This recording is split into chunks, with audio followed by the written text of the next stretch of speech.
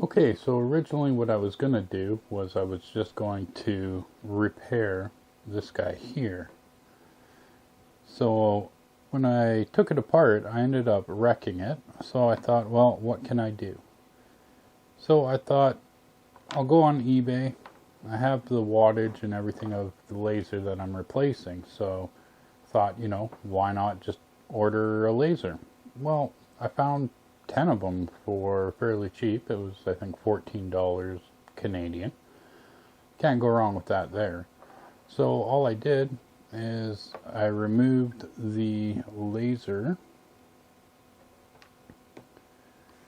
this housing here, and what I will do is, because there was another piece that was on here, I don't know, it's somewhere in the box anyways, and it was like all hot glued all together here, so there really wasn't much that I could do to be able to try to remove the diode from inside this casing without wrecking it even further. So I'd gotten these diodes here, and what I think I'm going to do is I will hot glue or crazy glue into the housing here, and then that way I'm still able to screw into the sides of the unit when it goes back into the housing here. I think that should work. I hope so anyways. If that doesn't work, what I might have to do is remove the lens from this one here and see if we can actually get this to go inside of there and then seal up around it and then put it all back into its housing. Now that I'm looking at it, I might actually do that. I did test this out on my bench power supply. These work absolutely fine at the 3.6 volts that I tried it at, and up to the 5 volts that it's rated for. I didn't go over that because, well, I don't need to. The laser that was in there was rated, I do believe, lower than that anyways, but I needed to make sure that it was going to work at the 3.6 volts or the 3 volts range. And it does. So we will use these guys in repairing this laser guide. Now this is from one of those quilting sewing machines. I'll post a picture of what it looks like right here, and as you can see, it's a huge unit, and these aren't cheap. Like, to get this replaced or repaired, the lady was told it was going to cost $300. So it cost me $14 for 10 lasers, and then I'm just going to make up some sort of alternative for it. And then what I'll end up charging her is probably like 10 bucks. Why $10? Well, I have 9 other lasers here, and that goes to my time and basically just putting it together again. So that's reasonable. I never try to charge more than what I put into a product. If I put more time into it, of course it's going to be more.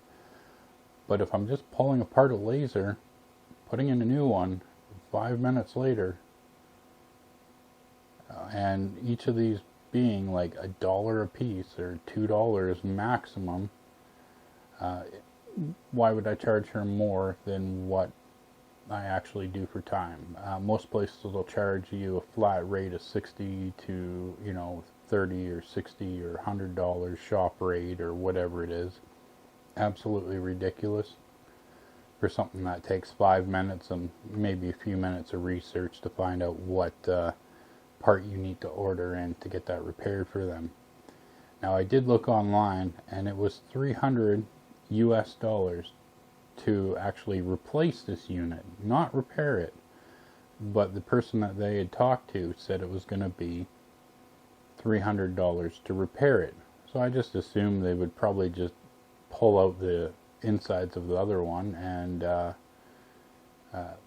basically swap it around and kind of make it look like it's still the same old crappy case here, and that way they think that it was the laser that cost them money, which is ridiculous, and they probably would have broken the assembly as well when they were trying to replace it if they didn't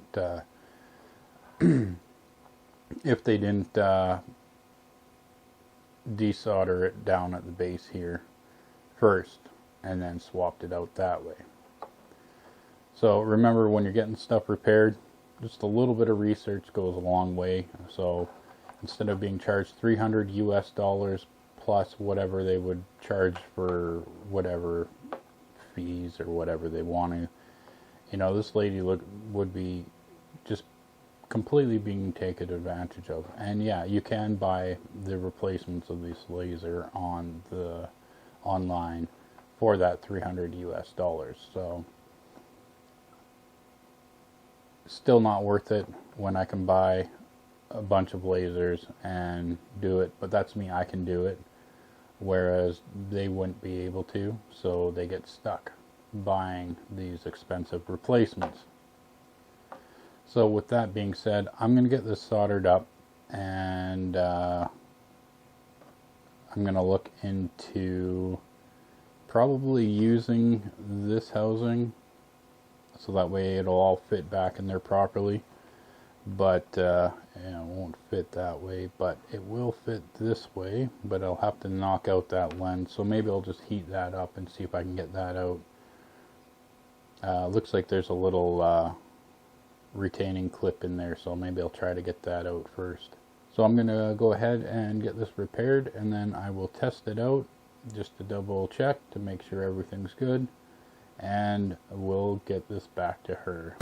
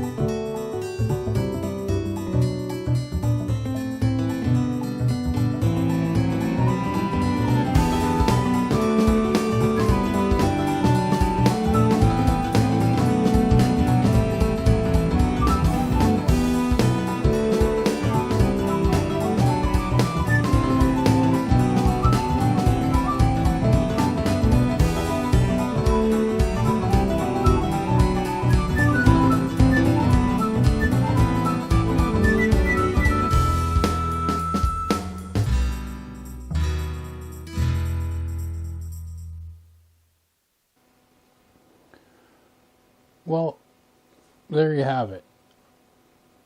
This guy's actually working again, and I'm not seeing anything wrong with it. The only thing I can think that I might have to do is I might have to adjust do a little bit of an alignment on it on the inside there. But other than that, it's working. It's doing what it's supposed to. So I'm calling it a win at 3.6 volts. It was working no problem. 5 volts, no problem.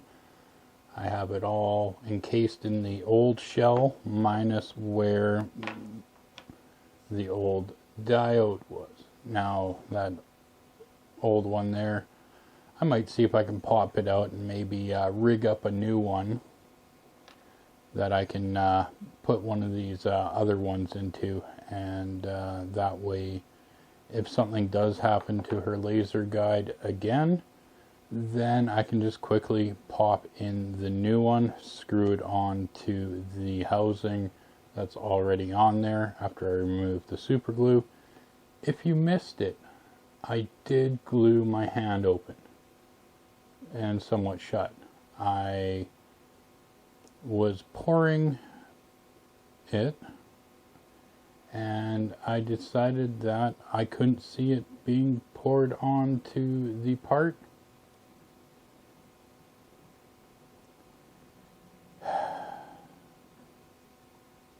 And then I glued my hand wide open and partially shut.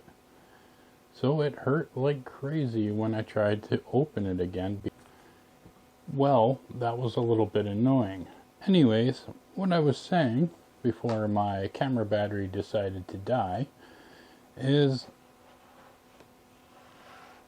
yeah, the only thing that I might have to do here is do an alignment on the laser, but I would actually have to see it on the machine and then be able to help adjust that properly. Quick and easy fix. Like I said, should probably charge her $10 for it. That's all it's worth to repair. It's not worth $300 US plus whatever other fees that the other person was going to actually put onto it for her. So that's a little bit of rip-off when a little bit of, well, just being honest about your work can go a long way.